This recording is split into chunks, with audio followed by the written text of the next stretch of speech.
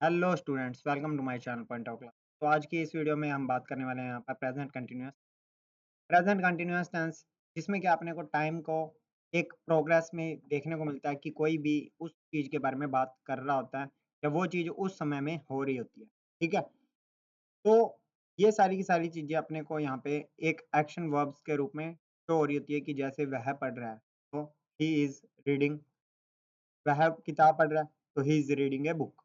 ठीक है, अब स्ट्रक्चर क्या होती है इसके बीच में, जैसे स्ट्रक्चर आप देख सकते हैं। सबसे पहले यहाँ पे जैसे जोन लिखा हुआ है तो ये सब्जेक्ट हो गया, फिर हेल्पिंग वर्ब आ गई, फिर मेन वर्ब आ गई और फिर लास्ट में क्या देखने को मिल गया, एट द मोमेंट देखने को मिल गया।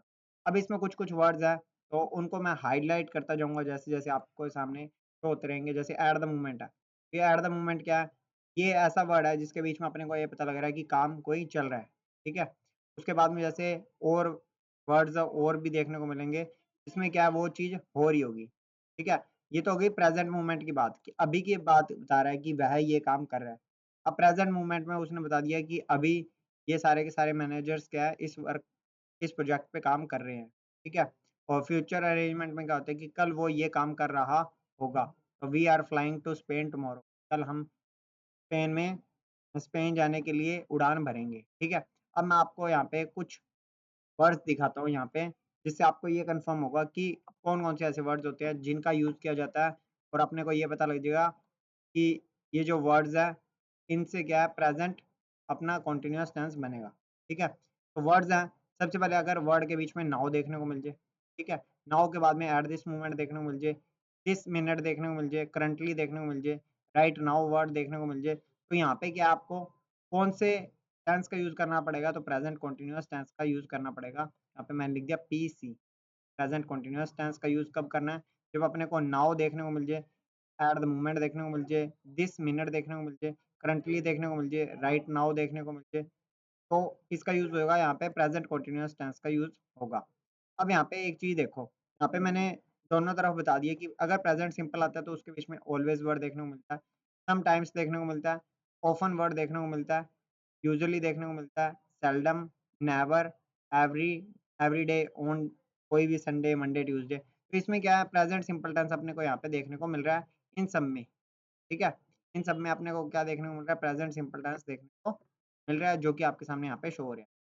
अब यहाँ पे जो लिखे हुए हैं ये वाले वर्ड्स, जैसे now, today, at the moment, at this moment, in this picture, listen, look, तो इनसे क्या है, इनसे अपने को ये पता लग जाता है कि ये जितने भी वर्ड्स लिखे हुए हैं, ये सारे के सारे किसको शो कर रहे हैं, प्रेजेंट कंटीन्यूअस टेंस को शो कर रहे हैं। ठीक है, उसके बाद में यहाँ पे लिखा है uses of the present continuous tense, कि प्रेजेंट कंटीन्यूअस टेंस का यूज और कहाँ किया जाता है, जैसे एक्शन हैपनिंग, कि कोई भी एक्शन हो रहा है तो अभी की टाइमिंग में वो एक्शन हो रहा होता है। जैसे I am drinking coffee right now, कि मैं अभी क्या कर रहा हूँ, कॉफी को पी रहा हूँ। She is talking to her friend on the phone, कि वह अभी क्या कर रही है, वह अभी अपने दोस्त के साथ बात कर रही है। ठीक है, they are playing soccer in the park, कि वो अभी क्या कर रहे हैं कि सोसर खेल रहे हैं। तो ये इसमें अपने को ये पता लग रहा है कि वो अभी ये काम को कर रहे हैं, अभी प्रेजेंट मोमेंट में वो काम हो रहा है। दूसरा होता है टेम्पररी एक्शन और सिचुएशन, कि कभी-कभी ये काम इन दिनों में कोई किया करता था, ये किया करता है।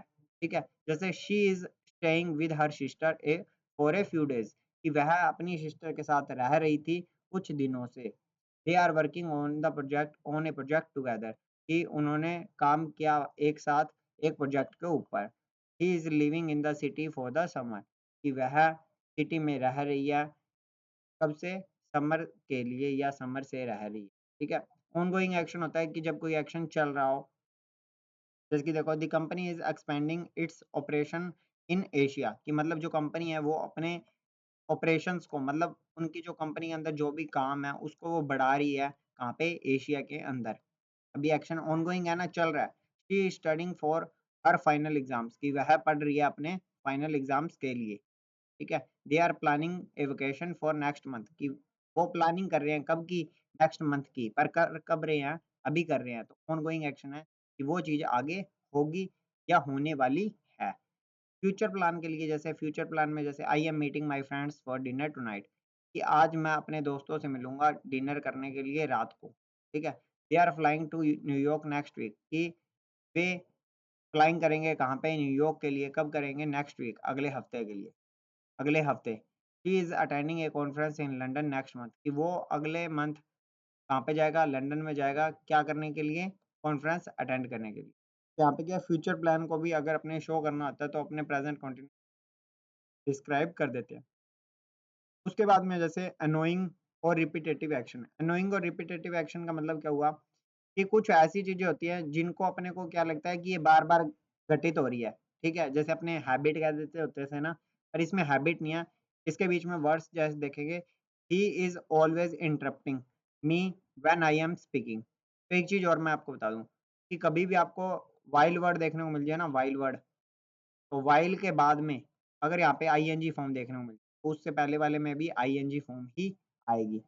तो इसमें देखो जैसे आई एम स्पीकिंग, जब भी मैं बोलता हूँ तो वो बीच में मुझे क्या करती है, बार बार इंटरप्ट करती है। तो ये कह सकते हैं कि वैन से पहले वाला के अकॉर्डिंग अपने कर सकते हैं।